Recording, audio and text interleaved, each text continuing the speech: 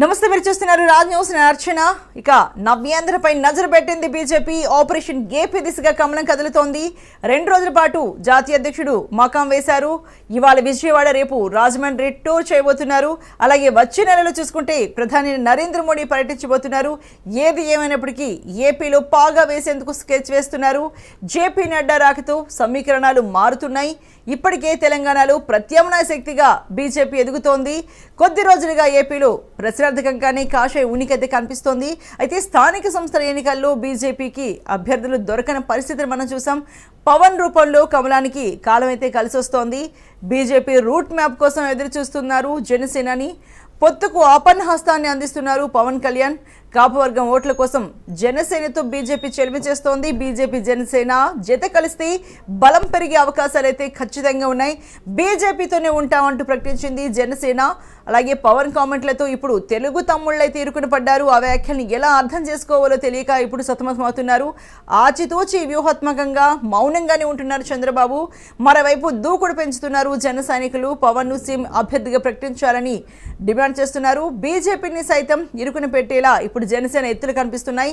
BJP జాతీయ అధ్యక్షుడు JP Nadda రాకతో రాజకీయం అయితే వేడెక్కింది. పవన్ ను సీఎం చేయాలని జనసేన వరుస ప్రెస్ మీట్లు పెడుతోంది. పవన్ కామెంట్లపై కాషాయ దళం స్పందించట్లేదు. బీజేపీ బలోపేతంపైనే దృష్టి సారించారు అగ్రనేతలు.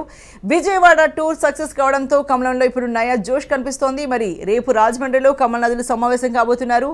ఇకపై అగ్రనేతలతో బీజేపీ బహిరంగ సభలు నిర్వహించాలని నిర్ణయించింది. జనసేన అండతో పాగా వేయాలని కమలం అయితే స్కెచ్ వేస్తోంది.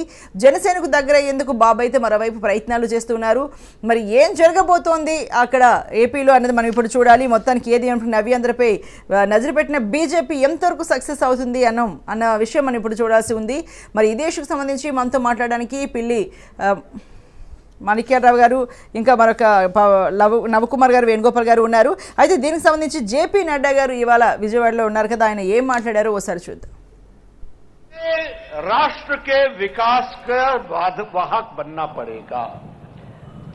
हमें देश के उठते हुए हर प्रश्न का उत्तर देने वाला व्यक्ति बनना पड़ेगा।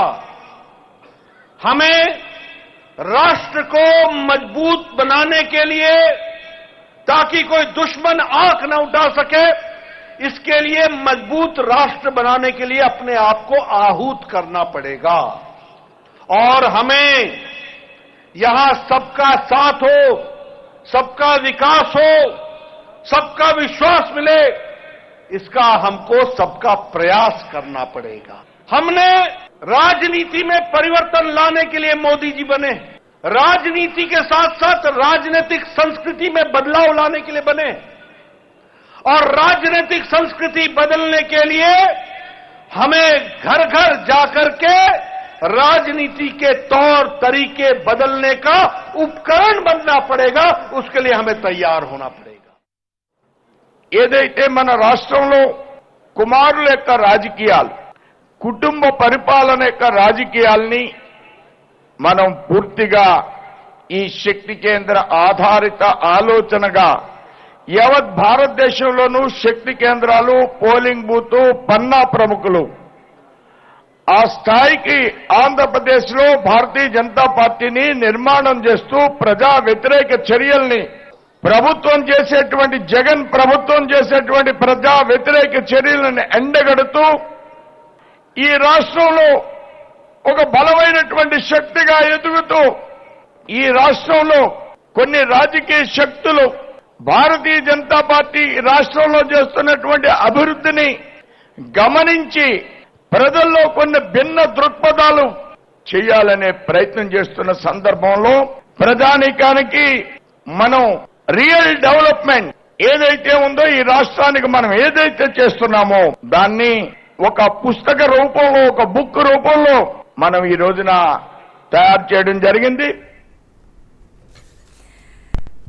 మరి ఇదే ఇష్యూకి సంబంధించి మనతో మాట్లాడడానికి పిల్లి మాణిక్యరావు గారు ఉన్నారు, టీడీపీ అధికార ప్రతినిధి. అలాగే వైసీపీ అధికార ప్రతినిధి వేణుగోపాల్ గారు ఉన్నారు. ఇంకా బీజేపీ అధికార ప్రతినిధి నవకుమార్ గారు ఉన్నారు. ముందుగా మనం టీడీపీ అధికార ప్రతినిధి గారితో మాట్లాడే ప్రయత్నం చేద్దాం. నమస్తే అండి పిల్లి మాణిక్యరావు గారు. నమస్కారం అండి అర్చన గారు, ఉన్నటువంటి పెద్దలందరూ కూడా నమస్కారం. ఓకే అండి.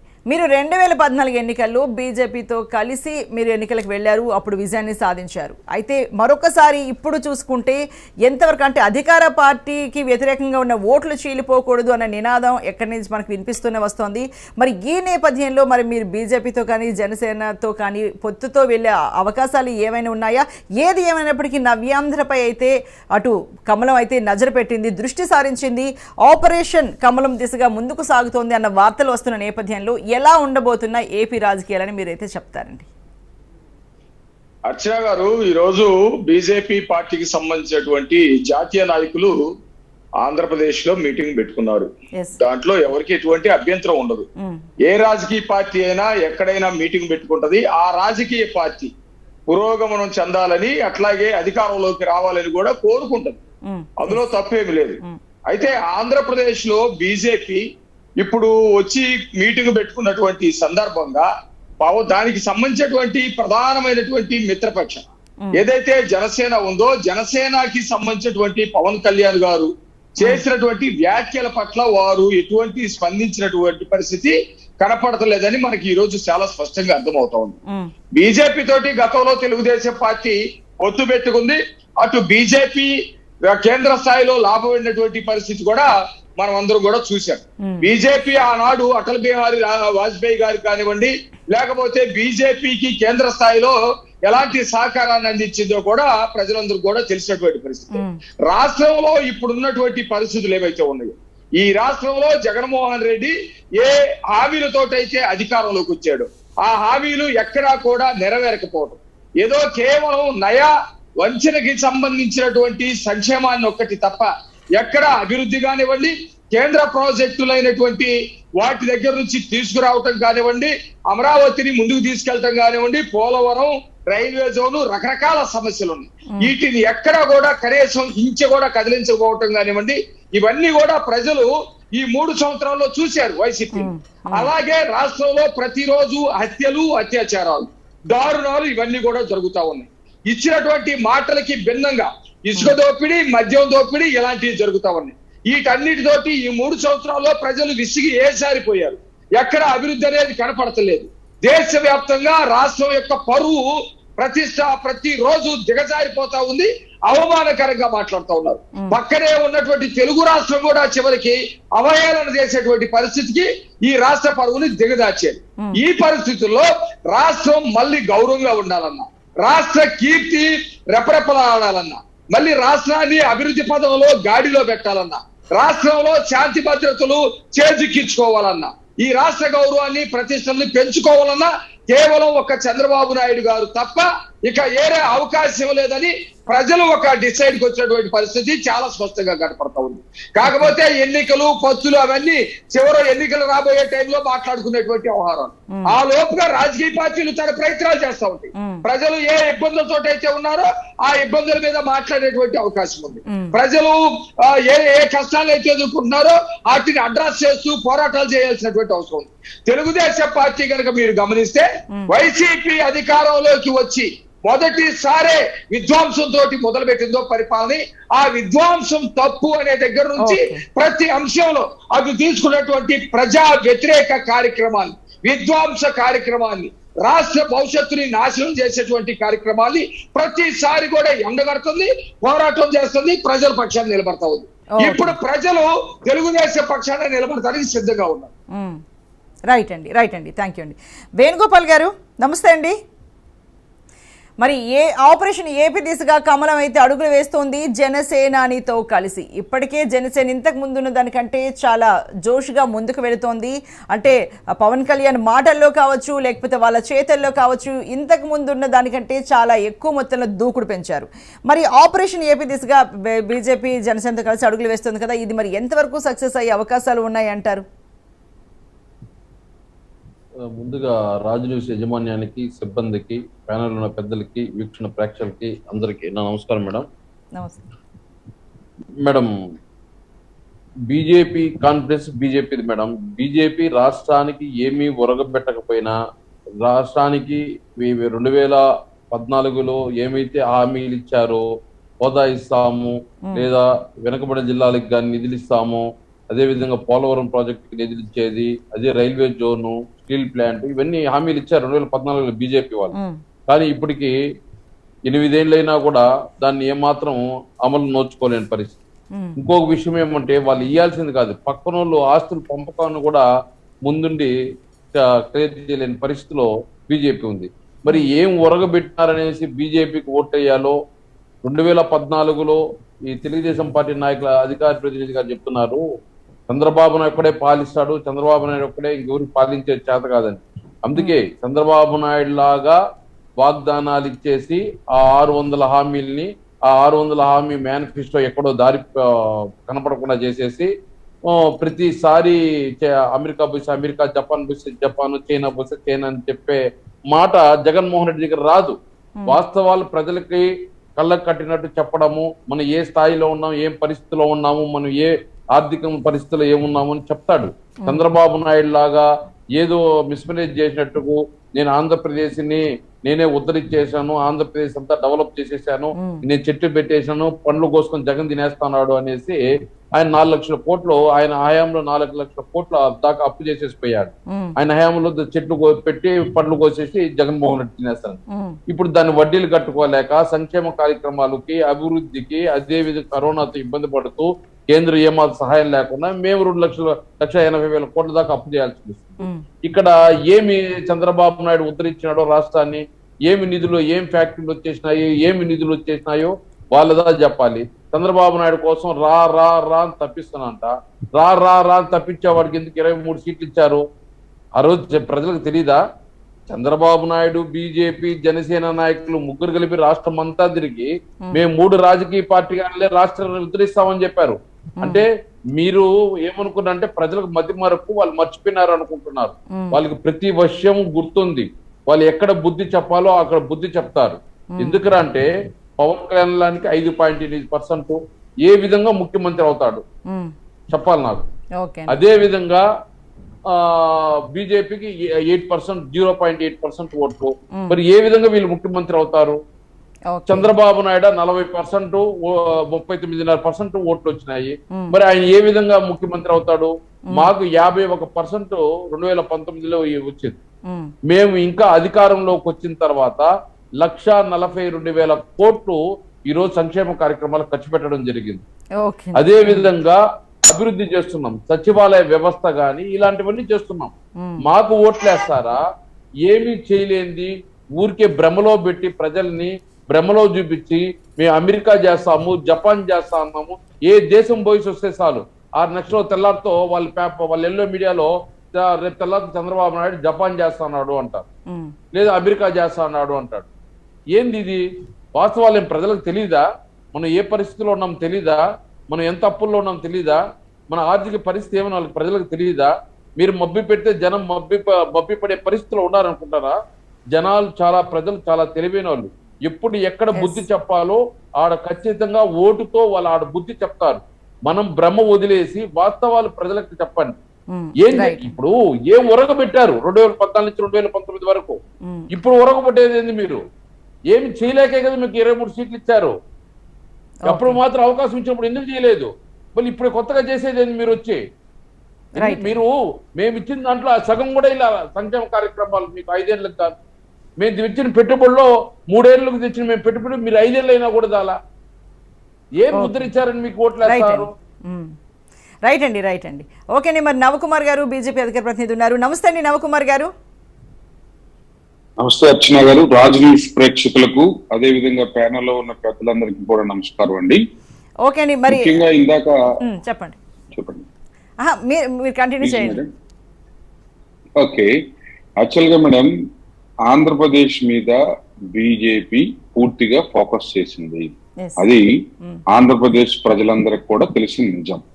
అదే విధంగా 13 సంవత్సరాల తర్వాత దగ్గరగా శక్తి కేంద్ర ప్రముఖుల్ని ఆంధ్రప్రదేశ్ లో అంటే ఒక 3 బూతులకి 4 బూతులకు కలిపి ఒక ప్రముఖుని వేస్తారండి. యాక్చువల్ గా అది మా సిద్ధాంతం. అందులో భాగంగానే దగ్గరగా 10,000 శక్తి కేంద్రాలు ఆంధ్రప్రదేశ్ లో ఐడెంటిఫికేషన్ చేయడం జరిగింది. ఎందుకు ఐడెంటిఫికేషన్ చేయడం జరిగిందంటే ప్రజల యొక్క సమస్యలు తెలుసుకొని ప్రజలకు దగ్గరగా బీజేపీ తీసుకెళ్లాలన్న ఆలోచనతోనే సంస్థగతంగా మేము ఇంకా బలోపేతం చెందాలన్న ఆలోచనతోనే 10,000 శక్తి కేంద్రాలలో దగ్గరగా 9,000 శక్తి కేంద్రాలు ఈ రోజు ఫామ్ అయ్యాయండి. దానికి నిదర్శనం, దానికి అనుగుణంగానే ఈ రోజు బీజేపీ జాతీయ అధ్యక్షుడు నడ్డా గారు రావడం జరిగింది. దీని తర్వాత బూత్ కేంద్రాలు వేస్తామండి. దీని తర్వాత పన్నా ప్రముఖ, అంటే అది మా పార్టీకి సంబంధించిన లైన్ అండి.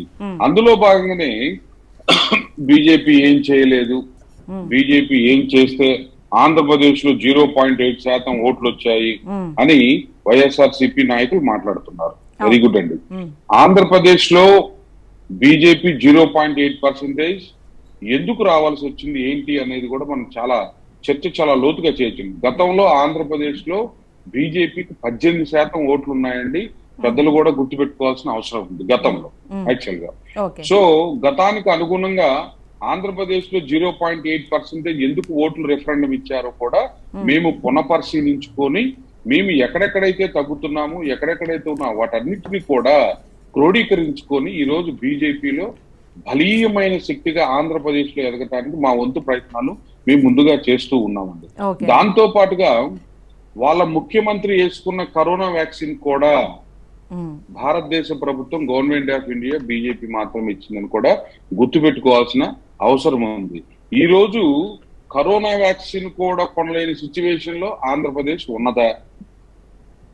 ఉంటే పరిస్థితి ఏంటి? కరోనా వ్యాక్సిన్ ఎవరు ఇచ్చారో ఒకసారి పెద్దలు చెప్పాలి. అదే విధంగా ఈ రోజు పేదలకు ఇల్లు ఎవరు ఇచ్చారో పెద్దలు చెప్పాలి. బాత్రూమ్స్ కట్టించేదానికి ఆయుష్మాన్ భారత్ ఏదైతే ఉన్నాయో అవి పెద్దలు చెప్పాలి. అదే విధంగా ఎంజీఎన్ఆర్జీఎస్ పథకం ద్వారా ఎన్ని బృహత్తరమైన కార్యక్రమాలు చేస్తున్నామో పెద్దలు చెప్పాలి. ఇవన్నీ చాలా ఉన్నాయండి, చెప్పుకుంటూ పోతే మనకి చాలా లార్జ్ స్కేల్లో మేము ఒక బుక్ రిలీజ్ చేసామండి. ఏదైనా అవకాశం ఉంటే వైఎస్ఆర్సీపీ జగన్మోహన్ రెడ్డి గారికి కూడా ఆ బుక్ ని ఇస్తామండి. ఒకసారి కూడా ఆయన కూడా చదివి ఒకసారి ఆ మా గ్రంథాన్ని చదివి ఒకసారి అర్థం చేసుకుంటే బాగుంటుందండి. యాక్చువల్ గా ఏమీ తెలియకుండా బీజేపీకి ఏమీ లేదు, బీజేపీకి ఏమీ లేదు, బీజేపీకి ఏమీ, అలాంటి మాటలు మనం ఏమనుకో. ఇందాక అన్నారు వెనుకబడ్డ జిల్లాలకి 7 జిల్లాలకు గాను ఉమ్మడి జిల్లాలకు గాను 350 కోట్ల రూపాయలు ఇచ్చిన తర్వాత 700 కోట్ల రూపాయలు ఇవ్వడానికి 350 కోట్ల రూపాయలు దేనికి ఖర్చు పెట్టారని అడిగితే ఇంతవరకు ఆ ప్రభుత్వం కానీ ఈ ప్రభుత్వం కానీ ఇవ్వలేదు. మేమనేది ఏంటంటే భారతీయ జనతా పార్టీ జనసేన పార్టీతో కలిసి ఆంధ్రప్రదేశ్ లో ఏ రాజకీయ పార్టీ అయినా, వైఎస్ఆర్సీపీ పార్టీ అయినా, టీడీపీ అయినా, వారైనా ఈరైనా ఎవరైనా మనం అధికారంలో రావాలని కోరుకుంటాం. రాజకీయ పరిస్థితులు రేపు మునుముందు రోజులు మేమేమంటున్నామంటే గతం కంటే భిన్నంగా ఉన్నది భారతీయ జనతా పార్టీ. ఆంధ్రప్రదేశ్ లో 13 సంవత్సరాల తర్వాత ఇంత శక్తి ప్రముఖులతో 13 సంవత్సరాల తర్వాత మా రాష్ట్ర అధ్యక్షుడు సోము వీర్రాజు గారు వచ్చిన తర్వాత బ్రహ్మాండంగా ఆంధ్రప్రదేశ్ లో భారతీయ జనతా పార్టీ ముందుకెళ్తూ ఉన్నదండి. ఇందా చెప్పారు 0.8% అని. అది 23-24 ఎలక్షన్ జరిగిన తర్వాత ఎంత పర్సంటేజ్ వస్తుందో, వాళ్ళు ఏ స్థాయిలో ఉంటారో కూడా ఒకసారి గుర్తు పెట్టుకోవాల్సిన అవసరం ఉంది.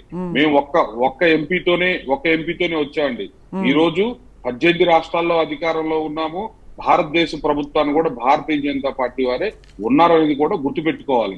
అవన్నీ ఏమి కాకుండా రాష్ట్రానికి కేంద్రం ఏం చేస్తుంది, పోలవరానికి ఎన్ని నిధులు ఇచ్చాము, అదే విధంగా నేషనల్ హైవేస్ కి ఎన్ని నిధులు ఇచ్చాము, మీ ముఖ్యమంత్రి గారు పోయి నిన్నగాక మొన్న పోయి మా ప్రధానమంత్రి గారిని, తర్వాత మా నిర్మలా సీతారామన్ గారిని ఏమడిగారో అందరికీ తెలుసు. ఇవన్నీ కూడా మనం చెప్పుకోవడానికో లేకపోతే ఆన్ పేపర్ మీదనో ఉంటాయిలే కానివ్వండి, దేశంలో చాలా ప్రయారిటీస్ ఉంటాయండి. వాటన్నిటిని కూడా మనం గుర్తుపెట్టుకోవాల్సిన అవసరం ఉన్నది. ప్రతి గ్రామ పంచాయతీకి పెద్దలకి నేను రిక్వెస్ట్ చేస్తున్నాను, మీరు ఒకసారి యాప్ ఓపెన్ చేసుకుని, సెంట్రల్ గవర్నమెంట్ యాప్స్, ప్రతి గ్రామ పంచాయతీకి ఆంధ్రప్రదేశ్ లో ఉన్న 13 గ్రామ పంచాయతీలకి ఎన్ని నిధులు ఇస్తామో మేము నిరూపిస్తాము. మీ ప్రభుత్వం వచ్చిన తర్వాత ఎన్ని నిధులు ఇచ్చిందో కూడా ఒకసారి మీరు నిరూపించగలుగుతారా అని కూడా నేను క్వశ్చన్ చేస్తున్నాను. కాబట్టి కేంద్ర రాష్ట్ర ప్రభుత్వాలు, రాజకీయం వేరండి. ఎవరి పార్టీ ఎదుగుదల వాళ్ళది. తెలుగుదేశం పార్టీ వాళ్ళు మహానాడు పెట్టుకున్నారు, వాళ్ళ పార్టీ ఎదుగుదల వాళ్ళది. జనసేన వాళ్ళు పెట్టుకున్నారు, వాళ్ళ వెలుగుదల వాళ్ళది. రేపు 8వ 9వ తారీఖు వీళ్ళు కూడా ప్లేనరీ పెట్టబోతున్నారు నాగార్జున యూనివర్సిటీ ఆపోజిట్ లో. వారి పార్టీ ఎదుగుదల వాళ్ళదని. అంటే ప్రతి ఒక్కసారి కూడా మనల్ని మనం పెంచపరచుకోకూడదు. కొన్ని సంబంధించిన లైన్స్ ఉంటాయి. దాన్ని బేస్ చేసుకొని మీ పార్టీ ఎదుగుదల మీది, మా పార్టీ ఎదుగుదల మాదండి. దయచేసి అలా ఏం కాకుండా రాష్ట్రానికి కేంద్రానికి ఉన్న సంబంధాల దృష్ట్యా ఎటువంటి కారణాలతో ఏ ప్రయారిటీలో ఇప్పుడు స్టేట్ గవర్నమెంట్ కొన్ని ప్రయారిటీస్ ఉంటాయండి. ఆ ప్రయారిటీస్ సెంట్రల్ గవర్నమెంట్ కొన్ని ప్రయారిటీస్ ఉంటాయి. దానికి మా ప్రయారిటీస్ ఏంటి? కామన్ మ్యాన్ ఆదుకోవాలి, కామన్ మ్యాన్ కి చక్కగా ఇల్లు కట్టించాలి, ప్రతి ఒక్క ఇంట్లో టాయిలెట్ ఉండాలి, ఆడవారిని మేము కాపాడుకోవాలి. ఇలాంటి కొన్ని ప్రయారిటీస్ ఉన్నాయి మా ప్రభుత్వానికి. వాళ్ళ ప్రయారిటీస్ నవరత్నాలు ఇచ్చి నవరంధ్రాల నుంచి నెత్తురు రాకటం కాదు కదా వాళ్ళ ప్రయారిటీ. ప్రతి పేదవాడికి వ్యాక్సిన్ ఇచ్చింది మా ప్రభుత్వం, ప్రతి పేదవాడికి ఇల్లు కట్టింది మా ప్రభుత్వం. ఇవన్నీ గుర్తు పెట్టుకోకుండా ఏదో విమర్శలు చేస్తే ఎలా? రైట్ అండి పిల్లి మాణిక్యరావు గారు, అయితే బీజేపీ జనసేనతో కలిసి ఒక బలమైన పార్టీగా ఏర్పడి టీడీపీకి కావచ్చు వైసీపీకి కావచ్చు గట్టి పోటీనిస్తుంది అన్న దాంతో మీరు ఏకీభవిస్తారా లేదా అండి వచ్చే ఎన్నికల్లో? అట్లా కదండి, నేను మొదటే చెప్పాను, ఏ రాజకీయ పార్టీకైనా ఆ రాజకీయ లక్ష్యం రాజ్యాధికారం. బీజేపీ ఆంధ్రప్రదేశ్ లో ఇంతవరకు ఆ దిశగా ఓట్లు శాతం పెంచుకునేటువంటి పరిస్థితి లేదు. గతంలో కేంద్రం నుంచి రాష్ట్రానికి రావాల్సినటువంటి నిధుల విషయంలో గాని హక్కుల విషయంలో గాని తెలుగుదేశం పార్టీ వాళ్ళతోటి పొత్తుల్లో ఉంది. ఆ విధంగా అనేకమైనటువంటి అవకాశాలు ఉమ్మడి ఆంధ్రప్రదేశ్ లో కానివ్వండి, విడిపోయినటువంటి ఆంధ్రప్రదేశ్ లో గాని అనేకమైనటువంటి అవకాశాలు నిధులు తీసుకొచ్చి ఎంత డెవలప్ చేసామో అవన్నీ కూడా రికార్డు ఉన్నాయి ఇక్కడ. ఇప్పుడు జగన్మోహన్ రెడ్డి చెప్తున్నట్టు అవేం కనపడకుండా పోలేదు. అట్లాగే ఇప్పుడు వాళ్ళు జనసేన తోటి పొత్తు పెట్టుకున్నారు. వాళ్ళ ప్లానింగ్ ఏదో వాళ్ళ ప్లాన్ ఉంటది. జనసేన పవన్ కళ్యాణ్ ఏదో చెప్పదలుచుకున్నది చెప్తాడు, బీజేపీ వాళ్ళు చెప్పదలుచుకున్నది చెప్తాడు. అది వాళ్ళకి సంబంధించినటువంటి విషయం. నేనేమంటున్నానంటే ఆంధ్రప్రదేశ్ లో రాష్ట్రం ఆంధ్రప్రదేశ్ లో అధికారంలో ఉన్నటువంటి జగన్మోహన్ రెడ్డి ప్రభుత్వం కొత్త మాటలు చెప్పటం తప్ప, లేకపోతే అవతల వాళ్ళని ఏదో హిప్నటిజం చేసేటట్టు మాట్లాడటం తప్ప చేసింది ఎటువంటిది లేదు. నేను చెబుతా ఉన్నా, సంక్షేమం అప్పులు అని ఏదేదో చెప్తున్నారు. కేంద్రం దగ్గర నుంచి అప్పులు తెచ్చుకోవటానికి వాళ్ళు కొద్దిగా వెసులుబాటు కల్పించుకొని అప్పులు తప్ప ఈ రాష్ట్రానికి ఫలాంది కేంద్రం దగ్గర నుంచి తీసుకొచ్చాము. గతంలో కొంత పర్సెంటేజ్ మేము అమరావతిని నిర్మించాం, కేంద్ర సహకారంతో నిర్మించాం. ఆ కేంద్రం యొక్క బాధ్యత కూడా ఉంది. అక్కడ నుంచి దీన్ని అమరావతిని ఏమన్నా ముందుకు తీసుకెళ్లారా చెప్పాలి రికార్డెడ్ గా. మేము అమరావతిని ఇంత ముందుకు తీసుకెళ్లాము. పోలవరాన్ని తెలుగుదేశం ప్రభుత్వ హయాంలో 71-72% పూర్తి చేశాం. అది ఇప్పుడున్నటువంటి వైసీపీ వాళ్ళ అసెంబ్లీ సమావేశాల్లోనే చెప్పినటువంటి మాట. ఆ 72 నుంచి 75కో 80కో మీరు తీసుకెళ్లారా అది చెప్పాలి.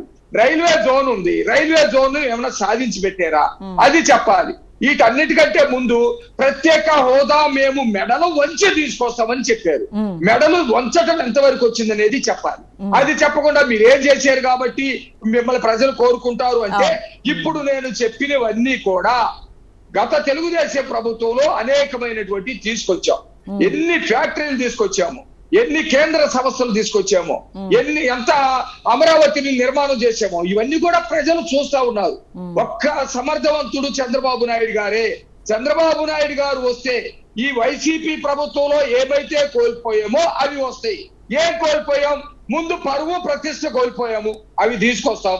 కేంద్రం నుంచి నిధులు రాబట్టగలుగుతాం ఖచ్చితంగా. అట్లాగే ఏదైతే ప్రాజెక్టులు ఆగిపోయినాయో ఆ ప్రాజెక్టులు మొత్తం కూడా తీసుకొస్తాం. ఇప్పుడు వైసీపీ నాయకులు ఏదో చెప్పారు కదా సంక్షేమం అభివృద్ధి అని. అభివృద్ధికి సంక్షేమానికి వాళ్ళకి ఏమన్నా తేడా తెలుసా? ఏం అభివృద్ధి చేశారో వీళ్ళు చెప్పగలుగుతారా? అభివృద్ధి అంటే పలానా ఫ్యాక్టరీ తీసుకొచ్చాం, ఇంతమందికి ఉద్యోగత కల్పించాం. అభివృద్ధి అంటే పలానా నగరాలు నిర్మించాం. అభివృద్ధి అంటే పలానా ప్రాజెక్టులు చేశాం. ఇది కదా సంక్షేమం గురించి చెప్తారు. సంక్షేమం నయా సంక్షేమం. నేను ఒక ఎస్సీ క్యాండిడేట్. ఎస్సీకి సంబంధించి 14 పథకాలు రాజ్యాంగబద్ధంగా మాకుండేవి. ఆ ఎస్సీలకు సంబంధించి కాకుండా జనరల్ పథకాలు ఒక 20-30 ఉండేవి. మొత్తం కలిసి 40 పథకాలు ఉంటే అందరితో పాటు ఇచ్చే అమ్మఒడి, అది కూడా ముందు అందరి పిల్లలకి అన్నారు, తర్వాత 2 పిల్లలకి అన్నారు, ఆ తర్వాత ఒక పిల్లోడికి అన్నారు. ఆ ఒక పిల్లోడికి కూడా కరెంటు బిల్లో అదో ఇదో పెట్టారు. ఆ ఒక్క పథకం ఇచ్చి మా మొత్తం కూడా తీసుకొచ్చారు. ఎవరైనా గందరగోళం సృష్టించి ఎదురుదారి చేయకుండా చర్చికి రెడీనా? నేను ఒక 4-5 చెప్పంటే ఓరసలు చెప్పేస్తా. భూమి కొనుగోలు పథకం తీసేశారు, NSFDC తీసేశారు, స్టడీ సర్కిల్ తీసేశారు. ఇట్లా ఎస్సీలకి తీసేసిన పథకాలు ఉన్నాయి, బీసీలకి తీసేసినటువంటి పథకాలు ఉన్నాయి. నయా మోసం దళితులకి సంబంధించినటువంటి భూములు లాగేసుకొని ఆ భూముల్లో ఇల్లు కట్టిస్తామని చెప్పేసి వాటిని తక్కువ డబ్బులు తట్టుకొని ప్రభుత్వానికి ఎక్కువ డబ్బులకు అమ్ముకున్నటువంటి వీళ్ళు మాట్లాడుతూ ఉంటే ఈ రోజు ఎంత హాస్యంగా ఉంటుందంటే అంత హాస్యంగా ఉంటుంది. కాబట్టి మేమేం చెప్తున్నాం అంటే మాకు చాలా స్పష్టంగా ఉంది. మేము ఈ రోజు ఒంటరిగా ఉన్నాం, ప్రభుత్వం మీద నిరంతరం పోరాడుతూ ఉన్నాం. అదే విధంగా ప్రభుత్వం నుంచి ఎప్పుడు విముక్తి పొందాలని రాష్ట్ర ప్రజలు చూస్తా ఉన్నారు. చంద్రబాబు నాయుడు గారే సమర్థవంతుడు అని చెప్పేసి అనుకుంటా ఉన్నారు. కాబట్టి ఖచ్చితంగా మాకు పట్టం కట్టేటువంటి అవకాశం ఉంది. నిరంతరం ప్రజాక్షేత్రంలో ఉండి మేము ఉద్యమాలు చేస్తా ఉన్నాం, ప్రజలకి అండగా నిలబడతా ఉన్నాం. ప్రతిరోజు ఒక హత్య. నిన్న చూడండి పల్నాడులో జల్లయ్య నేతను చంపారు, అంతకు ముందు చంద్రయ్య నేతను చంపారు, అంతకు ముందు కుమార్ నేతను చంపారు. ఇట్లా 100 చెప్పొచ్చు. అట్లాగే మహిళల మీద వచ్చా, రేపల్లిలో ఒక మహిళల మీద వచ్చా, విజయవాడ ఆసుపత్రిలో మహిళల మీద వచ్చా, అట్లాగే కడపలో పులివెందుల్లో మహిళల మీద అత్యాచారం, ఇలాంటి బోల్డ్ అన్ని ఉన్నాయి. ఇలాంటి ఉంటే వీళ్ళు మాట్లాడటానికి అసలు ఎక్కడ ఉంది? ప్రభుత్వం జగన్మోహన్ రెడ్డి కేంద్ర ప్రభుత్వంతోటి లేకపోతే బీజేపీ పార్టీ తోటి ఏమన్నా లాలూచి పెట్టుకున్నారేమో ఆ విషయం మీద మాట్లాడాలి. లేకపోతే మీ అంతు తెలుస్తాం, మా రాష్ట్రానికి రావాల్సిన హక్కుల విషయం ఏందో చెప్పేసి వీళ్ళు గట్టిగా మాట్లాడాలి. గట్టిగా మాట్లాడలేదు, భయం. ఎందుకంటే ఎప్పుడు ఏం జరిగిందోనని వీళ్ళకి భయం. అందుకని ఈ రాష్ట్రంలో ప్రజలు చాలా క్లియర్ గా ఉన్నారు. నవ్యాంధ్రపై నజర్ పెట్టింది బీజేపీ. ఆపరేషన్ ఏపీ దిశగా కమలం అయితే ముందుకు సాగుతోంది. ఇవాళ జేపీ నడ్డా విజయవాడలో సాగించిన సభకు సంబంధించి సక్సెస్ అయింది. అదే జోష్లో కమలనాథులు ఉంటున్నారు. రేపు రాజమండ్రిలో కూడా మరో సభ జరగబోతోంది. త్వరలోనే అగ్రనేతలందరినీ ఏపీకి తీసుకువచ్చే అవకాశాలు కూడా కనిపిస్తున్నాయి. అగ్రనేతలందరితో సభలు సమావేశాలు ఏర్పాటు చేసి మరింత బలంగా పాగవేయడానికి బీజేపీ అయితే ప్రయత్నాలు చేస్తోంది అనే ఇష్యూ గురించి మనం ఇప్పుడు మాట్లాడుకుంటున్నాం. వేణుగోపాల్ గారు, మరి ఇప్పుడు టీడీపీ కావచ్చు, బీజేపీ కావచ్చు, అన్ని వేళ్ళు మీ వైపే చూపిస్తున్నాయి. మీరేమో వాళ్ళు ఏం ఒరగబెట్టారని వాళ్ళకి ఈసారి ఓట్లు వేయాలి, అప్పుడు ఇద్దరు కలిసి ఉన్నారు, అప్పుడు ఏం ఒరగబెట్టారు, తర్వాత కేంద్రంలో బీజేపీ అధికారంలో ఉంది, ఏం ఒరగబెట్టిందని మీరు అడుగుతున్నారు. దానికి వాళ్ళిద్దరు ఇచ్చిన సమాధానం మీరు విన్నారు. ఏమంటారండి ఇప్పుడు? వాళ్ళు ఏదో ఒక ప్లాన్ ఆఫ్ యాక్షన్ ప్రకారము మేము పోతున్నాము చేస్తున్నాము అన్నారు, కానీ హోదా ఇచ్చామని చెప్పారా? లేకపోతే హోదా చంద్రబాబు నాయుడు ఏదో హోదాని నీరు గారు ప్యాకేజ్ అడిగాడు, ఆ ప్యాకేజ్ ఇచ్చాడని చెప్పాడా? అవన్నీ ఏం చెప్పలేదు. ఆయన ఏదో ప్లాన్ ఆఫ్ యాక్షన్ మేము ఒక కమిటీ వేస్తాము ఇది అది అని. వాళ్ళ కమిటీ ఏముంది? ఈ రోజు భారతదేశమే క్షమాపణ చెప్పే విధంగా తీసుకువచ్చే విధంగా మాట్లాడడం తప్ప వాళ్ళు హిందువు ముస్లింస్ కి మధ్య చిచ్చు పెట్టడము, అదే విధంగా మతాల మధ్య కులాల మధ్య చిచ్చులు పెట్టేసి వీళ్ళు రాజకీయం చేసుకోవడం తప్ప దేనికి పనికొస్తారు వాళ్ళు చెప్పండి? వాళ్ళు ఎక్కడ నార్త్ ఇండియా అంతా సేమ్ అట్టే రాకముందు విమర్శిస్తారు, వాళ్ళు వచ్చినాక గమ్మునైపోతారు. వాళ్ళు ప్లాన్ ఆఫ్ యాక్షనే అదే, ఇంకా వేరే ఆపరేషన్ అంటూ ఏం ఉండదు వాళ్ళకి చెప్పడానికి. మేము చెప్పడం ఒకటే, ఈ రోజు మేము జగన్మోహన్ రెడ్డి గారు ప్రజలు నమ్ముకున్నాడు, కార్యక్రమాలు అభివృద్ధిని నమ్ముకుని ఈ రోజు జగన్మోహన్ రెడ్డి గారు పోతున్నారు. వీళ్ళలాగా పవన్ కళ్యాణ్ కావాలని బీజేపీ ఉండనన్నా మాట్లాడుతున్నారు. మీరు ఇచ్చినప్పుడు వాయిస్ మాట్లాడుతున్నారు, ఉండండి. ఎక్కువసేపు మీకు ఎక్కువ. మేడం హలో, వేణుగోపాల్ గారు మాట్లాడండి. మీరు వేణుగోపాల్ గారు, మేడం ఈ రోజు మేము వినపడుతుంది మేడం? వినిపిస్తోందండి, వినిపిస్తుంది. మేము ప్రజల్ని నమ్ముకున్నాము, సంక్షేమ కార్యక్రమాల్ని అభివృద్ధిని నమ్ముకొని పోతున్నాము. వీళ్ళలాగా నాకు పవన్ కళ్యాణ్ కావాలో లేకపోతే టీడీపీ కావాలో అని 3 రాజకీయ పార్టీలు ఒకరి పైన ఒకరు ఎవరో చెప్పినట్టు చంద్రబాబు నాయుడు ఏమో జనసేన వైపు, జనసేన ఏమో బీజేపీ వైపు ఆర్డర్స్ కోసం వాళ్ళు రూట్ మ్యాప్ ఇస్తే పోతామని ఉంటారు. చంద్రబాబు నాయుడు ఏమో జనసేన నడుతారు రూట్ మ్యాప్, జనసేన ఏమో బీజేపీ రూట్ మ్యాప్ అడుగుతుంది. ఆయన చెప్పడం కూడా చెప్పాడు జనసేన నాయకుడు మాది 3 ఆప్షన్స్ అనేసి. ఇవన్నీ రాజకీయంగా ఏదో అధికారం చేపట్టాలి, మనం ఒక రోజు కూడా అధికారం లేకుండా ఉండలేని పరిస్థితుల్లో మాట్లాడాల్సిన మాటలు ఇవన్నీ. ప్రజలు ఆహ్వానిస్తే ప్రభుత్వం ఏర్పాటు చేస్తాం. ప్రజలు ఆహ్వానించకపోతే ప్రతిపక్షంలో ఉండేనా ప్రజల కోసం ఉండి పోరాటం చేస్తామే గానీ వీళ్ళలాగా ఇంకొక పార్టీ కావాలి, ఇంకొక పార్టీ మద్దతుతో వస్తే మాది 40% ఉంది, వాళ్ళ 5% ఉంది, వాళ్ళ 1/2% ఉంది, అన్ని కలుపుకొని మనం ప్రభుత్వం ఏర్పాటు చేద్దాము, 18% ఎప్పుడు వచ్చింది మేడం బీజేపీకి రాష్ట్రంలో? మీకు తెలియకుండా మాకు తెలియకుండా 18% ఎప్పుడు వచ్చింది మేడం? ఏ రోజు మనం 18% ఓట్లు బీజేపీకి చూడలేదు. వాళ్ళు ఏదో చెప్తారు టీవీల ముందు, ఏదో మొన్న కూడా చెప్పారు తిరుపతిలో మేమే కైవసం చేసుకుంటాం, ఆడ మాదే అయిపోయింది, బీజేపీ వచ్చేసింది, పుంజుకునేసింది. తీరా చూసే 13,000 ఓట్లు రాలేదు తిరుపతి పార్లమెంట్ లో. అదే విధంగా ఇంకో చోట అక్కడ బై ఎలక్షన్స్ లో ఆడ కూడా అదే విధంగా జరిగింది. వాళ్ళు చెప్తూ ఉంటారు, కానీ ఇక్కడ పరిస్థితుల్లో వాస్తవాలు తెలుసుకోవాలి. ప్రజలు కూడా ఎవరు ఏం చేస్తా అన్నారు అన్ని వాళ్ళు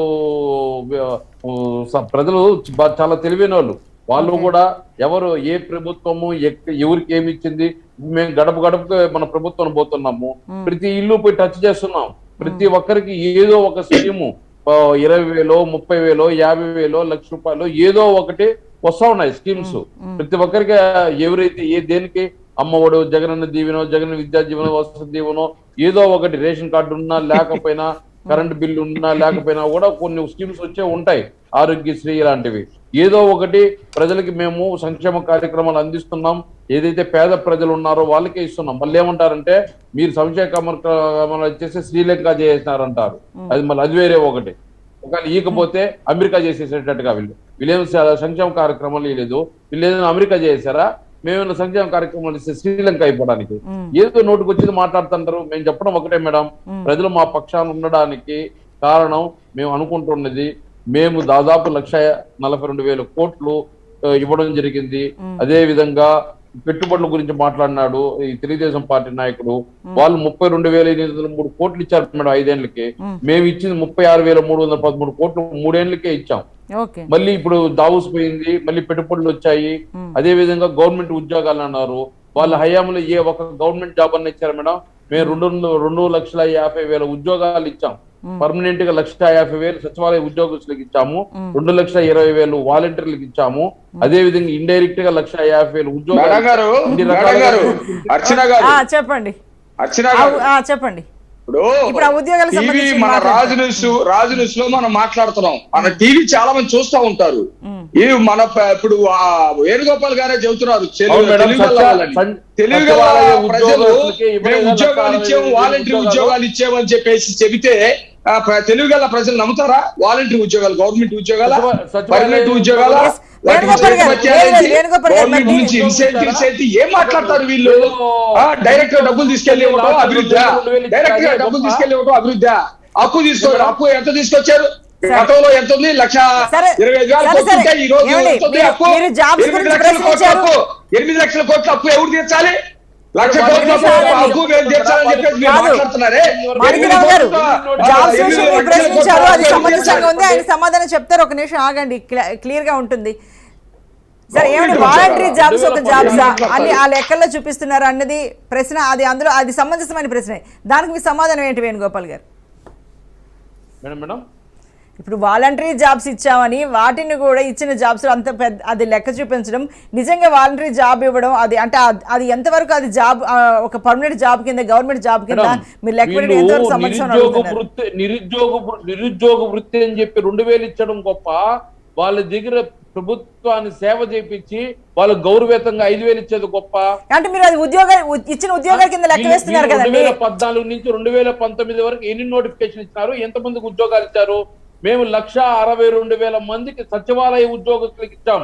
వాళ్ళకి ఇప్పుడు రెగ్యులరైజ్ చేస్తున్నారు ఈ నెలలో, జూలై నుంచి. వాళ్ళకి జూలై నుంచి రెగ్యులరైజ్ మేడం గారు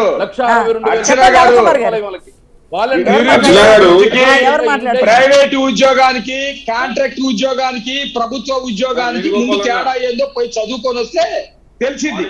నేను ఆయన అన్న మాటల్లోంచి సమాధానం చెప్పా. ఏమని? వాలంటీర్లు కూడా ఉద్యోగాలు ప్రభుత్వ ఉద్యోగాలు చెబుతున్నారు. వాలంటీర్లు ప్రభుత్వ ఉద్యోగాలు కాదండి. మీరు ఇచ్చినటువంటి సచివాలయ ఉద్యోగాలకి వాళ్ళకి పర్మనెంట్ కాక అల్లాడుతూ ఉన్నారు. అబద్ధాలతో ఎందుకు? మీరు 36,000 కోట్ల రూపాయలు పరిశ్రమలో ప్రోపోలో తీసుకొచ్చామని చెప్తా ఉన్నారు. 36,000 కోట్ల రూపాయలు కాదు, మీరు రిలయన్స్ వాళ్ళు తీసుకొచ్చి బ్రహ్మాండమైన ఉద్యోగాలు కలుపుతా ఉన్నారు. కేవలం నత్వానికి రాజ్యసభ ఇచ్చారు తప్ప ఉద్యోగాలకు సంబంధించినటువంటి ఫ్యాక్టరీలు కానీ లేకపోతే పారిశ్రామిక రంగాన్ని కానీ దిగుమతి చేయలేదు. ఎందుకు అబద్ధాలు చెప్తారు? మీరే చెప్తున్నారు. పక్కన ఆంధ్రప్రదేశ్ ప్రజలు చాలా తెలివిగా ఓట్లేశారు మీకు. కరెక్టే, గెలిపించారు మిమ్మల్ని. కరెక్టే, మోసపోయేవని లబో దిబో కొట్టుకుంటున్నారు. ఇప్పుడు చెప్పండి, లబో దిబోని కొట్టుకుంటున్నారు. గతంలో ఓట్లేసిన మాట నిజమే, నేను కాదన్ను, ప్రజలు కాదన్నారు. ఎందుకు ఓట్లేశారు? మోసపోయి ఓట్లేశారు. ఓకే అండి, ఓకే అండి మాణిక్యరావు గారు, ప్రశ్నలు వేయండి, మిగతా ఏమి వద్దు, ప్రశ్న అయితే వేయండి. ఇప్పుడు వాలంటీర్ ఉద్యోగాల గురించి ప్రశ్నించారు, అది సమంజసంగా ఉంది. ఎందుకు సరే చెప్పండి. ఉద్యోగులు మేడం, ఒక నిమిషం అండి, మీరు చెప్పండి. వేణుగోపాల్ గారు మీరు ఒక్క నిమిషం ఆగండి, నవకుమార్ గారు మాట్లాడుతున్నారు. ఒక్క నిమిషం ఆగండి వేణుగోపాల్ గారు, చెప్పండి నవకుమార్ గారు. అర్చన గారు, మనం ఒక డిబేట్ ఫండమెంటల్ గా ఆంధ్రప్రదేశ్ ని ఏ విధంగా గ్రోత్ ముందుకు తీసుకెళ్లాలి, ఏ విధంగా మనం ముందుకు తీసుకెళ్తే ఉద్యోగ కల్పన జరుగుతుంది అనే దాని గురించి డిస్కషన్ చేద్దాం మనం. ముఖ్యంగా ఆయన వేణుగోపాల్ గారు మాట్లాడుతూ భారతీయ జనతా పార్టీ 18% ఓట్లు ఎప్పుడు ఉన్నాయని అడిగారు. ఒకసారి హిస్టరీని ఒకసారి మనం చూసుకోవాల్సిన అవసరం ఉన్నది. భారతీయ జనతా పార్టీ ఉమ్మడి ఆంధ్రప్రదేశ్ లో 18% ఓట్లతో 22 మంది ఎమ్మెల్యేలు, అదే విధంగా 3-4 ఎంపీలు కూడా గెలిచి ఆంధ్రప్రదేశ్ లో ఉన్నమాట వాస్తవం. అది ఆయనకు తెలుసుకోకపోతే వేణుగోపాల్ గారు ఒకసారి తెలుసుకోవాలి. Point number 1. వేణుగోపాల్ గారు మాట్లాడిందాక నేను మాట్లాడతాను. Let me complete. ఇప్పుడు నేను మాట్లాడేప్పుడు ఇద్దరు వచ్చిన ఆయన చూసుకొని మధ్యలో అదే మాట్లాడుతున్నా ఉండన్నా అల్లి నువ్వేమా కాదండి నవకుమార్ గారు, ఒకటండి వేణుగోపాల్ గారు చెప్తూ ఉంటే మనకి మాణిక్యరావు గారు మాట్లాడారు. తర్వాత మీరు కూడా ఏదో ప్రశ్న వేస్తారని సరే అండి అన్నాను, ఎందుకంటే దానికి సంబంధించి ఆయన సమాధానం చెప్తారని. సరేలేండి వేణుగోపాల్ గారు ఒక నిమిషం ఆగండి, నవకుమార్ గారు కంప్లీట్ చేయండి. చెప్పండి నవకుమార్ గారు. అర్చన గారు అదే విధంగా ఆంధ్రప్రదేశ్ లో 49 గుడుల మీద దాళ్లు జరిగితే ఇంతవరకు వైఎస్ఆర్సీపీ పార్టీ వాళ్ళు ఒక్క కేసు గాని ఎవరు చేశారు ఏందో అనేది కూడా ఇంతవరకు తేల్చలేదు. ఎందుకు తేల్చాలో వేణుగోపాల్ గారు, ఆయన పేరులో నుండి వేణు గోపాల్, దయచేసి ఆయన కూడా ఒక హిందువు అని నేను అనుకుంటున్నాను బేసికల్. సో గుండె మీద చేసుకొని ఎందుకు 49 మీద గుళ్ళు దాళ్లు జరిగితే నేను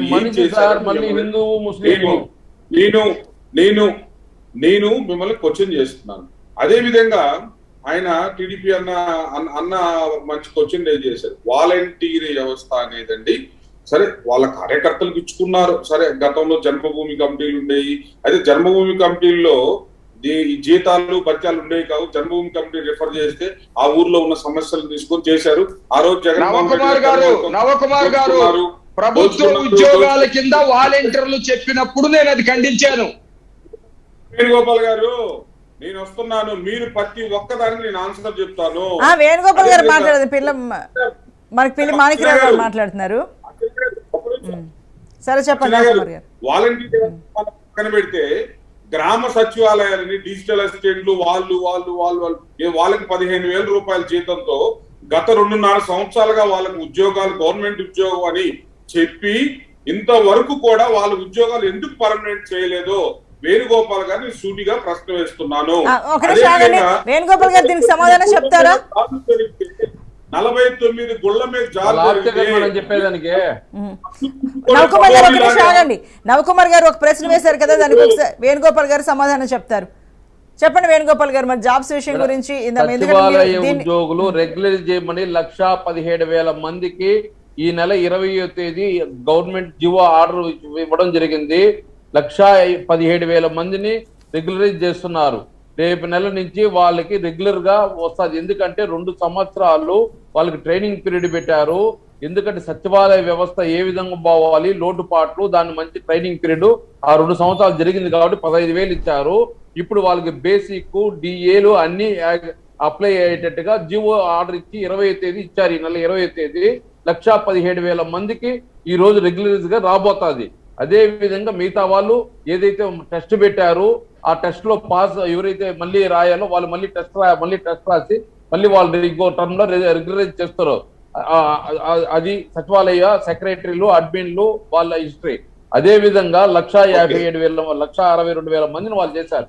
అదే విధంగా వాలంటరీ వ్యవస్థ వచ్చాడు, అదే విధంగా ఒక 1,20,000 మంది వివిధ రకాలుగా ఒక కార్పొరేషన్ పెట్టేసి, ఏపీ స్టేట్ కార్పొరేషన్ ఒక ఇది పెట్టేసి, ఆ కార్పొరేషన్ ద్వారా కాంట్రాక్ట్ బేసిస్ గా పోస్టింగ్స్ వేణుగోపాల్ గారు 20-33 ఉద్యోగస్తులా కాదా అదొక్కటి చెప్పండి. మాట్లాడేటప్పుడు మధ్యలో దూరేది మళ్ళీ చెప్పలేదని చెప్పేది ఇది పూర్తిగా మీరు అది నోట్ డౌన్ చేసుకోండి. మీ టర్మ్ వచ్చినప్పుడు మీరు చెప్పుదురు కానండి ప్లీజ్. ఇందాక మాట్లాడుతున్నప్పుడు మనం ఇంతకు ముందు కూడా ఇంటరప్ట్ చేసాము, వేణుగోపాల్ గారు మాట్లాడినప్పుడు ఇంతకు ముందు కూడా ఇంటరప్ట్ చేసాము. ఆయన కంప్లీట్ చేయండి. మీరు చెప్పినప్పుడు చెప్పుదురండి దానికి కౌంటర్. ఇద్దరు వాలంటీర్లు గవర్నమెంట్ ఉద్యోగస్తులా స్ట్రైట్ గా సమాధానం చెప్పానండి. అడుపుకి ఏం తింటాను, బుద్ధుందా లేదా? వాలంటీర్లుగా సచివాలయం ఉద్యోగం చెప్పలా ఇష్టపో ఎందుకు చెప్పేది? సచివాలయం ఉద్యోగస్తులనే 1,17,000 మందిని రెగ్యులర్ చేస్తున్నారు. ముందు పేపర్లు చదవండి, టీవీలు చూడండి. వాలంటీర్లు గవర్నమెంట్ ఉద్యోగస్తులా కాదా? మాట్లాడేసే సబ్జెక్ట్ లేదు, పాడు లేదు. వాలంటరీ అని పడుకున్నాడు. సబ్జెక్ట్ నాకుందో లేదో నువ్వు చెప్పటం కాదులే కానీ వాలంటీర్లు గవర్నమెంట్ ఉద్యోగస్తులా కాదా? వైసీపీ అధికార ప్రతినిధిగా నువ్వు చెప్పు. ఇంకా బుద్ధి రాదా? జనాలు 23 సీట్లు ఇచ్చినా మీకు ఏమండి మరి అవన్నీ వద్దు. ఒక నిమిషం తలబాగలు కొట్టుకుంటున్నారు ఈ రోజు. నేను అడిగిన దానికి సమాధానం చెప్పడం చేతకాక 3 సంవత్సరాల క్రితం జరిగిన ఎన్నికల గురించి చెబుతావు. వాలంటీర్ ఉద్యోగాలు ప్రభుత్వ ఉద్యోగాలా కాదా? నువ్వు సమాధానం చెప్పు. చూడా లేకపోతే ఏం మేడం? ప్రభుత్వ ఉద్యోగాలు రెగ్యులరైజ్ గా సచివాలయ సెక్రటరీలు అడ్మిన్లు చెప్పానా 1,17,000 మందిని 20 నోటిఫికేషన్ ఇచ్చారని? అది వినపడదు ఆయనకి? నవకుమార్ గారు చెప్పండి. సచివాలయ ఉద్యోగాలు చేసినప్పుడు చెప్పడం జీవోలు తీసుకొచ్చారు. ఈ రోజు కూడా మీ జీవోలన్నీ కూడా చెత్తముక్కలు వేసుకుంటారు. పబ్లిక్ డొమెట్ లో మీరు ఇచ్చినటువంటి జీవోలు పబ్లిక్ డొమెట్ లో నుంచి ఎందుకు తీసేస్తున్నారు చెప్పండి.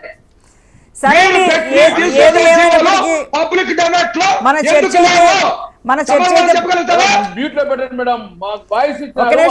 చర్చ అయితే పూర్తిగా ఇది పక్కదారి పడుతోంది. మనం ఇవాళ మాట్లాడుకుంటుంది ఏంటంటే ఏపీలో బీజేపీ ఎంతవరకు ముందుకు వెళ్ళగలుగుతుంది, ఎంతవరకు పోటీని ఇవ్వగలుగుతుంది. సరే వద్దండి, అలాంటి అంతవరకు వెళ్ళొద్దండి, మాటలు వద్దు. చెప్పండి నవకుమార్ గారు చెప్పండి. పిచ్చి కోతలు కూస్తే నాలుక చీరేస్తాం. మాణిక్యరావు గారు ప్లీజ్. పిచ్చి కోతలు కూస్తే నాలుక చీరేస్తా. అదే ఫస్ట్ సెన్స్ నేర్చుకో. టీవీలో మాట్లాడేది అందుకనే చెప్తుంది. నేను మాట్లాడకూడదా? నువ్వు చెప్పొద్దు. నీకు చేత అయితే సమాధానం చెప్పు. మీరు ఎందుకు జీవోలు పెట్టడం లేదు? జీవోలు ఎందుకు పెట్టట్లేదు? దొంగ జీవోలు కాబట్టి మీరు తీసుకొచ్చినటువంటి ఒక్క జీవో కూడా ఎందుకు అమలు చేయట్లేదు? అమరావతి విషయంలో తీసుకొచ్చారు జీవో 2,000 కోట్ల రూపాయలు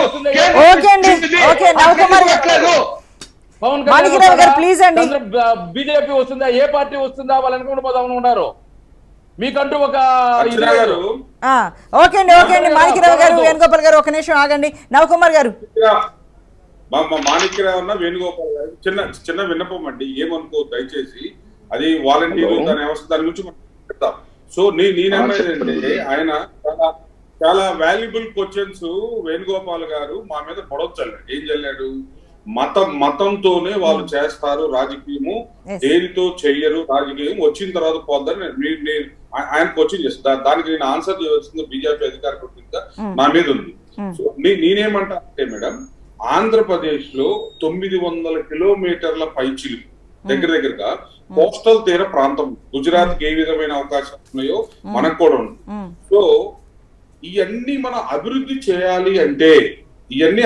చేయాలంటే ఒక విజన్ ఉన్న నాయకుడు, ఒక విజన్ ఉన్న ప్లాట్ఫామ్, ఒక విజన్ ఉన్న పార్టీ కావాలండి. బేసికల్ గా 2014లో తెలుగుదేశం పార్టీ, బీజేపీ, జనసేన ముగ్గురు కలిసినప్పుడు కూడా ఒక విజన్, ఆంధ్రప్రదేశ్ ను ఏ విధంగా అభివృద్ధి చేయాలి, ఏ విధంగా అభివృద్ధి చేస్తే ఏ విధంగా ఉంటుందన్న ఆలోచనతోనే విజ్ఞులైన ఆంధ్రప్రదేశ్ ప్రజలు ఆ రోజు చంద్రబాబు నాయుడు గారి మీద ఆశీస్సులు ఇవ్వడం జరిగింది. అది మోడీ గారి ఆశీస్సులతో, పవన్ కళ్యాణ్ గారి సహకారంతో టీడీపీ పార్టీ గెలిచింది. అది చంద్రబాబు నాయుడు గారు 2014-15లో కూడా ఒప్పుకున్నారు. దాని కాలక్రమేణా అయితే ఏం కావచ్చు జరిగింది అంటే నవకుమార్ గారు ఒక విషయం అండి, మరి మీరు 3 ఏళ్ళు టీడీపీతో అప్పుడు కలిసి ఉన్నారు, అప్పుడు కేంద్రంలో కూడా అధికారంలో ఉన్నారు, మరి అప్పుడు ఏపీకి ఏం చేశారండి?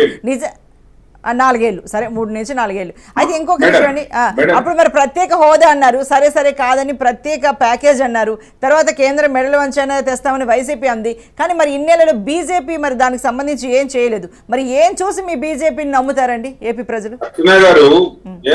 మర్చనా గారు ఆంధ్రప్రదేశ్ కి బీజేపీ ఏం చేసిందో నాకు అవకాశం ఇస్తే చెప్తారు.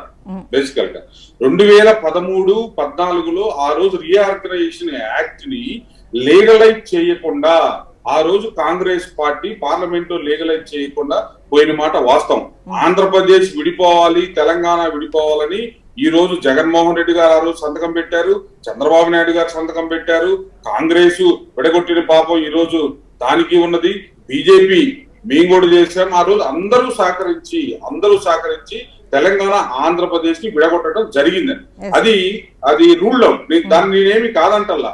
నేననేది ఏంటంటే ప్రత్యేక హోదా ఇవ్వకపోవటానికి కారణం ఏంటి అనేది ఈరోజు అన్ని పార్టీలు కూడా క్వశ్చన్ చేస్తూ ఉన్నాయి. ఈ అన్ని పార్టీలు కూడా మేమనేది అంటే 2013లో కనుక ఆ రోజు పార్లమెంట్ 13-14లో కనుక ఆ రోజు అందరం కలిసి లీగలైజ్ చేసుంటే, పార్లమెంట్ అమెండ్మెంట్ యాక్ట్ కనుక చేసున్నట్లయితే ఈ రోజు ఈ పరిస్థితి వచ్చేది. కానీ ఆ రోజు చేయకపోబట్టే ఈ రోజు ఈ పరిస్థితి వచ్చింది. మేమనేది ఏంటంటే మేడం, ఆంధ్రప్రదేశ్ లో మత రాజకీయాలు చేయాల్సిన అవసరం భారతీయ జనతా పార్టీకి లేదు. అవసరం భారతదేశంలోనే ఒక యూనిటీగా చూసి సబ్కా వికాస్, అందరూ ఒకటే, అందరినీ సమానమైన పాలనలో చూడాలి, అందరినీ కలుపుకొని పోవాలన్న ఆలోచనతోనే ఈ రోజు భారతీయ జనతా పార్టీ ముందుకు వెళ్తూ ఉన్నది. ఈ రోజు మీరు పెట్టిన డిబేట్ లో మేడం ఒకసారి మీరు కూడా పునఃపరిశీలించుకోవాలి.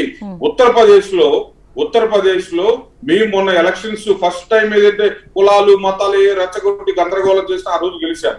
మొన్న అసలు గెలవదు అన్నారు. ఈ రోజు ఓన్లీ అభివృద్ధి దిశగా అభివృద్ధిని చూసే భారతీయ జనతా పార్టీని ఉత్తరప్రదేశ్ లో మొన్న కూడా గెలిపించడం జరిగింది. అదే విధంగా గుజరాత్ లో కూడా మేడం 4 పర్యాయాలు కూడా అభివృద్ధిని చూసే భారతీయ జనతా పార్టీని గెలిపించడం జరిగింది.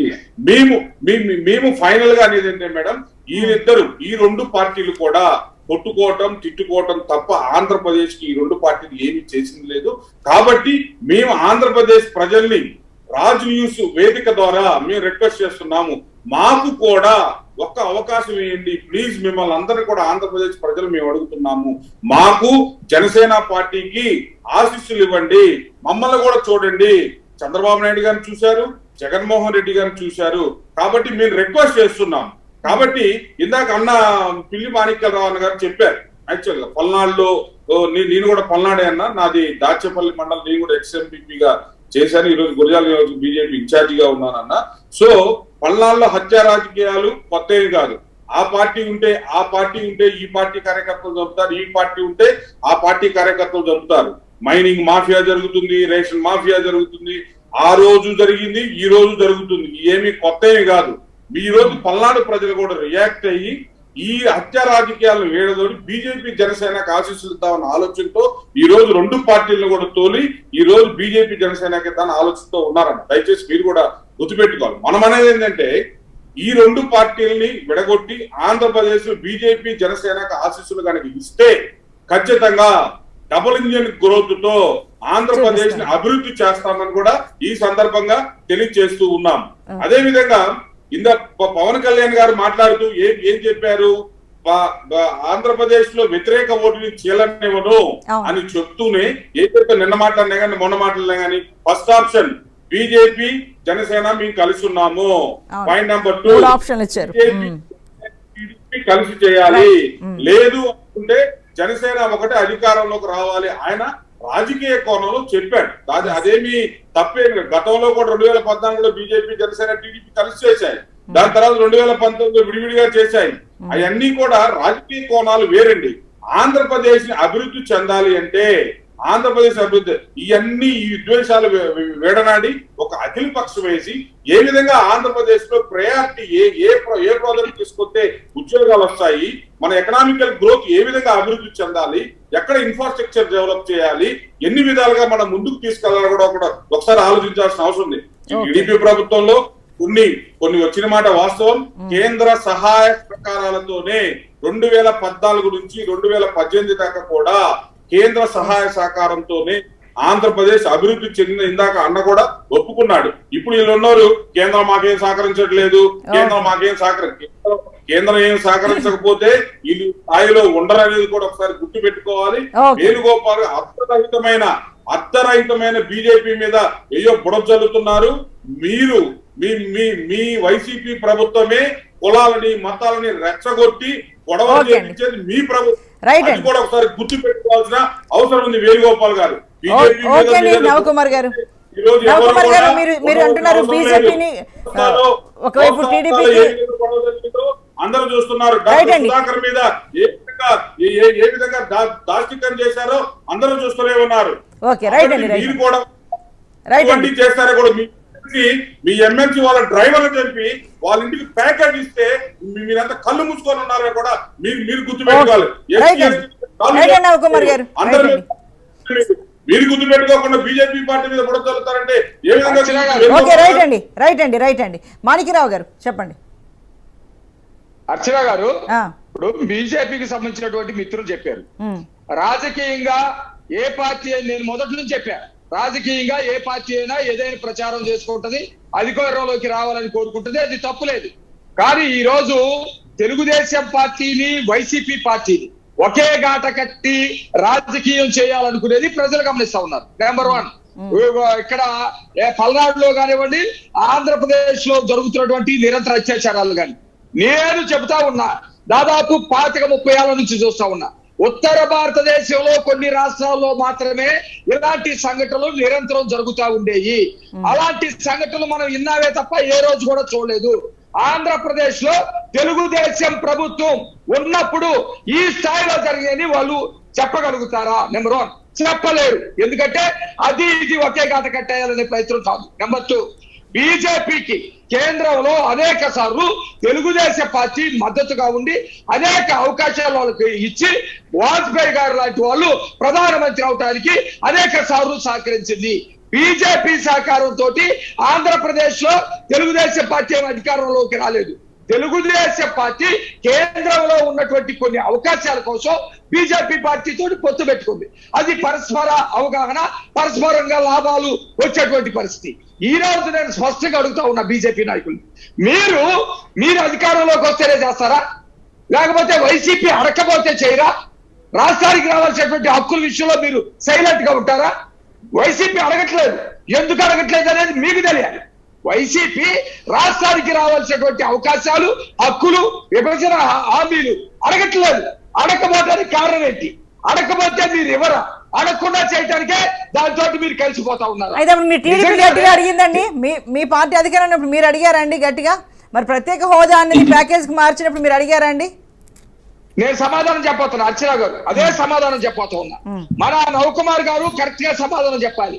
ఆ రోజు ప్రత్యేక హోదా 5 ఏళ్ళు కాదు 10 ఏళ్ళు ఉండాలి, 15 ఏళ్ళు ఉండాలని మన అందరం గౌరవించే బీజేపీలో అత్యధిక నాయకుడైనటువంటి పెద్ద నాయకుడైనటువంటి మన వెంకయ్య నాయుడు గారు చెప్పారా లేదా? చెప్పిన తర్వాత దానిని కాదని ప్యాకేజీ అన్నారు.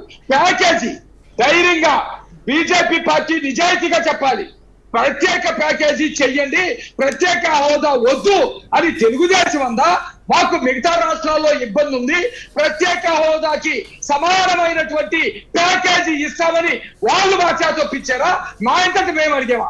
సమాధానం చెప్పాలి. మేము ఆ రోజు ఇప్పుడు కూడా చెప్తా ఉన్నా, కేంద్రం దగ్గర నుంచి రావాల్సినటువంటి అనేక అవకాశాల్ని ఆ తక్కువ కాలంలోనే దాదాపు 4 ఏళ్లలోనే మేము రాబట్టుకోగలిగాం చాలా వరకు. ఆ తర్వాత మిగిలిపోయిన వాటికి మాకు ఇచ్చినటువంటి మాట తప్పి మా మీద కొంతమందిని పురిగొల్పి రాజకీయంగా చూడాలని ఒక వాతావరణం కాపాడబడింది. కాబట్టి ఖచ్చితంగా మీరు ఇచ్చేటువంటి మాట మీద నిలబడిందని మేము మాట్లాడాం. మీరేం చేశారో ప్రజలందరూ కూడా చూశారు. ఈ రోజు అది అడగకుండా ఉండాలి వైసీపీ, మీరు చేయకుండా ఉండాలి. వీళ్ళిద్దరూ కొట్టుకుంటున్నారు కాబట్టి మేము రావాలి. ఓకే, మీ ఎత్తుగడలు ఒక ప్రజాస్వామ్యయుతంగా మీ ఎత్తుగడలు ఉండి ఒక ప్రశాంత వాతావరణంలో తప్పులేదు. ఈ రోజు అక్షయ గారు ఒక్క మాట చెప్పలేమండి. ఈ రోజు అంత దుర్మార్గమైనటువంటి అరాచక పాలన కొనసాగిస్తున్న వైసీపీ ఘాత మమ్మల్ని కట్టేయడం అనేది దుర్మార్గం. అందుకనే ప్రజలు గమనిస్తున్నారని చెప్తున్నాను నేను. ఓకే అండి, రైట్ అండి. థ్యాంక్ యూ వెరీ మచ్ అండి. సమయం అయితే మించిపోతుంది. ఏది ఏమైనప్పటికీ వైసీపీని చూశారు, అలాగే టీడీపీని చూశారు, మాకు ఒకసారి అవకాశం ఇవ్వండి అంటూ బీజేపీ అడుగుతుంది. అయితే ఇదే మా ఇద్దరికి మధ్య చిచ్చు పెట్టి మీరు మరొకసారి అధికారంలోకి రావాలనుకుంటున్నారు అంటూ టీడీపీ కావచ్చు వైసీపీ కావచ్చు విమర్శిస్తోంది. మరి ఏది ఏమైనప్పటికీ థ్యాంక్ యూ వెరీ మచ్ అండి నవకుమార్ గారు, థ్యాంక్ యూ వెరీ మచ్ అండి వేణుగోపాల్ గారు, థ్యాంక్ యూ వెరీ మచ్ అండి పిల్లి మాణిక్యరావు గారు. మరి ఇటు చూసుకుంటే నవ్యాంధ్రపై కొత్తగా ఇప్పుడు నజరును సారించింది బీజేపీ. ఎందుకంటే అన్నిటికంటే ముఖ్యంగా ఇవాళ చూసుకుంటే జేపీ నడ్డా విజయవాడలో చేసిన సభ సక్సెస్ కావడంతో రేపు రాజమండ్రిలో సభలో మరింత ఉత్సాహం పెలుగుతోంది. కాషాయ దళాల్లో త్వరలో అగ్రనేతలతో ఏపీకి రప్పించి వారితో సభలు సమావేశాలు నిర్వహించే అవకాశం కనిపిస్తోంది. ఏది ఏమైనప్పటికీ ఏపీలో పాగా వేయడానికి బీజేపీ గట్టి ప్రయత్నాలే చేస్తోంది జనసేన అండతో. ఇది ఇప్పుడు కొన్న స్పెషల్ డిబేట్. చూస్తూనే ఉండండి రాజ్ న్యూస్.